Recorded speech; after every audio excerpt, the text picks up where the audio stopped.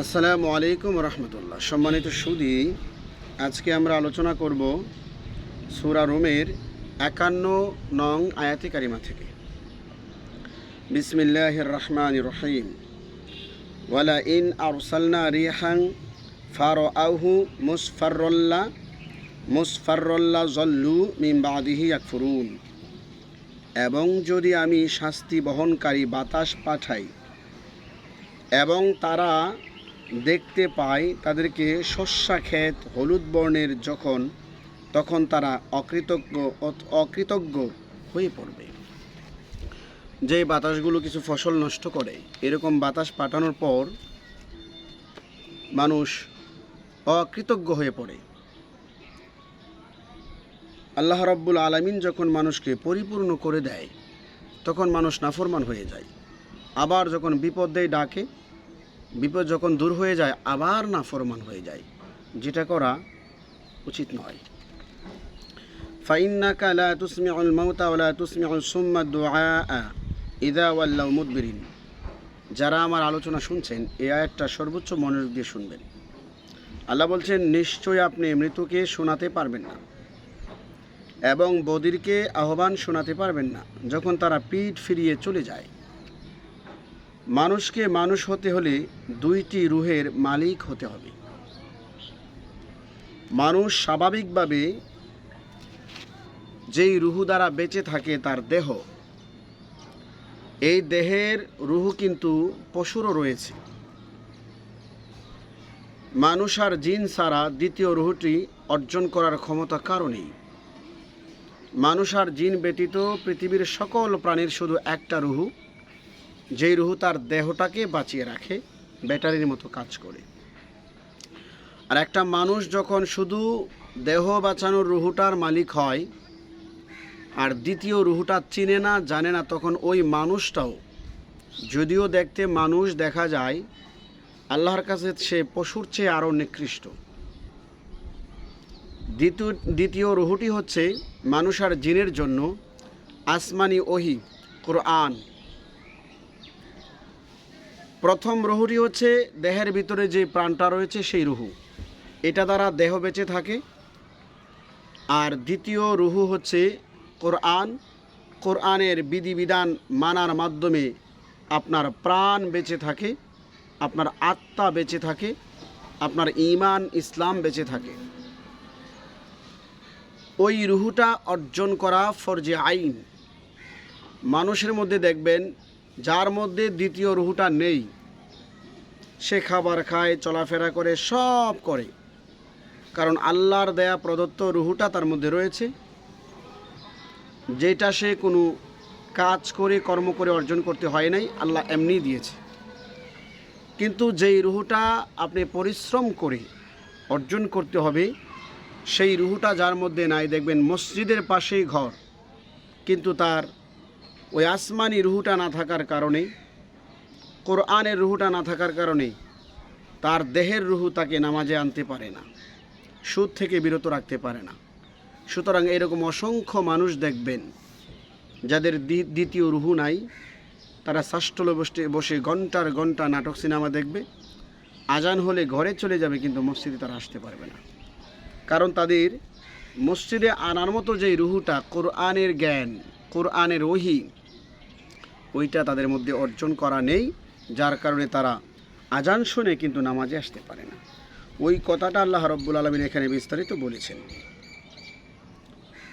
আল্লাহ পাক রব্বুল আলামিন পরবর্তীতে বলেন, ওমা আনতা বিহাদিল উম্মি আন দালালাতিহিম ইন তুসমিউ ইল্লা মা ইউমিনু বিআয়াতিনা ফাহুম মুসলিমুন। আপনি অন্ধকে তাদের ভুল পথ হতে সঠিক পথে আনতে পারেন না, আপনি কেবল তাদেরকেই শোনাতে পারেন যারা আমার আয়াতসমূহ বিশ্বাস করে এবং আত্মসমর্পণকারী হয়। যারা কোরআন বোঝার চেষ্টাও করে না, দ্বিতীয় রুহু যারা অর্জন করতে চায় না, এদেরকে আপনি ইচ্ছা করলেও বোঝাতে পারবেন না। আপনি শুধু তাদেরকেই বোঝাতে পারবেন যারা কোরআনের আয়াতগুলো নিঃসংশয়ে বিশ্বাস করে এবং যারা আত্মসমর্পণকারী হওয়ার সর্বাত্মক চেষ্টা করে, যারা মুসলিম। এদেরকে বোঝাতে পারবেন। ওয়াউমা তাকুমু সাআতু ইউকসিমুল মুজরিমুন মা লাবিসু গায়রা সাআহ কাযালিকা কানু ইউফাকুন। যেদিন কিয়ামত অনুষ্ঠিত হবে, অপরাধীরা কসম করে বলবে যে তারা মুহূর্তের বেশি অবস্থান করেনি, এইভাবে তারা পৃথিবীতে উল্টা চলত।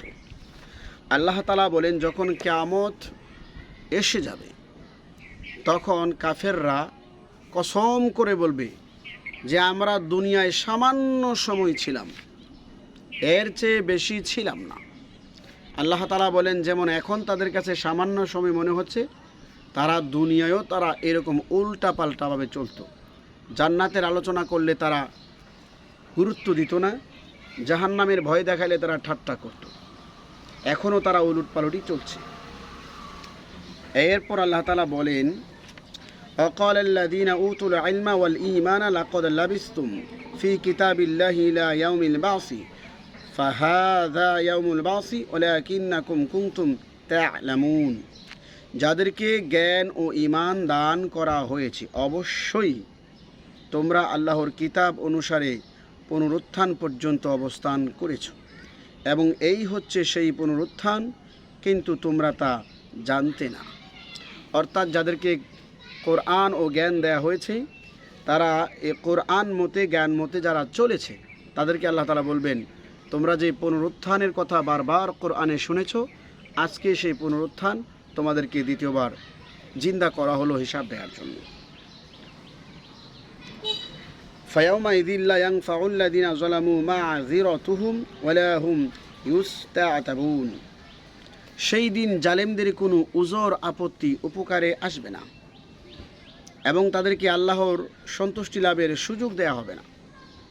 যারা দুনিয়ায় জালিম হয়ে ইন্তেকাল করেছেন, এদের যত উজুর, এই সমস্যা ওই সমস্যা, এই উজুর আপত্তিগুলো শোনাই হবে না, এবং তাদেরকে ক্ষমা করে দেওয়ার কোনো রাস্তা তৈরি করে দেয়া হবে না।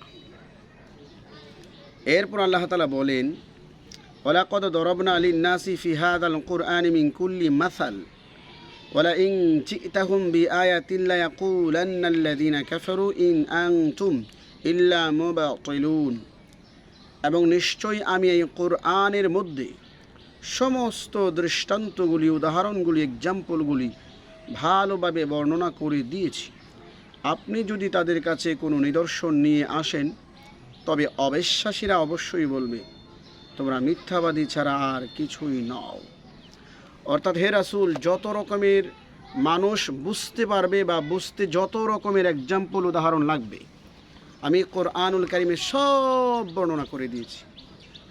এরপরেও যখন আপনি মক্কার মুশরিক কাফিরদের সামনে কোরআনের কথা বলবেন, এরা তারপরেও এই কোরআনকে তারা অবিশ্বাস করবে, তারা আপনাকে বলবে আপনি মিথ্যাবাদী ছাড়া আর কিছু নয়।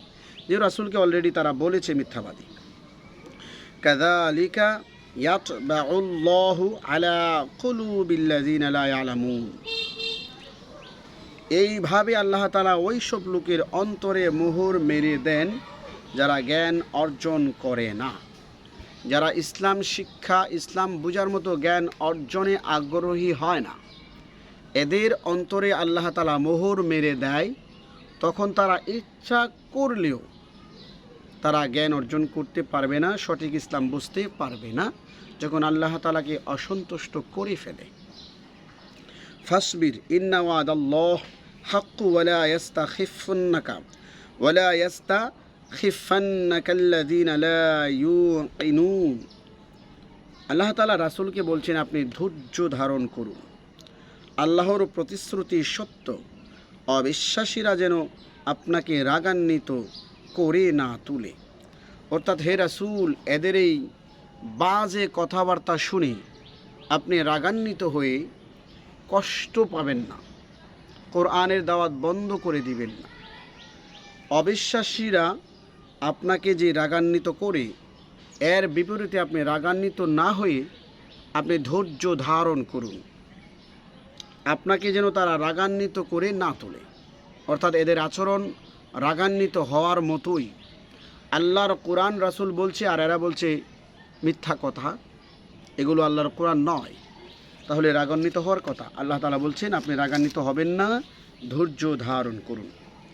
এখনও আমরা যারা ইসলাম প্রচার করছি, আমাদেরকে মাঝে মধ্যে এমনও মানুষ রয়েছে যারা অজু গোসলের ভালাই জানে না, এরা আমাদেরকে ফতোয়া দেয়, তখন আমাদেরও রাগ হয়। আমাদের যখন রাগ হবে তখন এই আয়াত থেকে আমরা শিক্ষা নিতে হবে। সূরা রুমের একেবারে ৬০ নং শেষ আয়াত থেকে, ফাসবির, আল্লাহ তাআলা বললেন ইন্না ওয়াদাল্লাহি হক, আল্লাহ তাআলার ওয়াদা সত্য। ওয়ালা ইয়াস্তাখিফান্নাকাল্লাযীনা লা ইউকিনুন, হে রাসূল এদের কথাবার্তা আপনি রাগান্বিত হবেন না। আল্লাহ রাব্বুল আলামিন এই আয়াতগুলো শিক্ষা আমাদের বাস্তব জীবনে বাস্তবায়ন করার তৌফিক দান করুক। সূরা আর-রুম সমাপ্ত হলো, পরবর্তীতে তাফসীর করা হবে সূরা লোকমানের ১ নং আয়াতে কারিমা থেকে। আজকের জন্য এখানেই সমাপ্ত করলাম। আসসালামু আলাইকুম ওয়া রাহমাতুল্লাহ।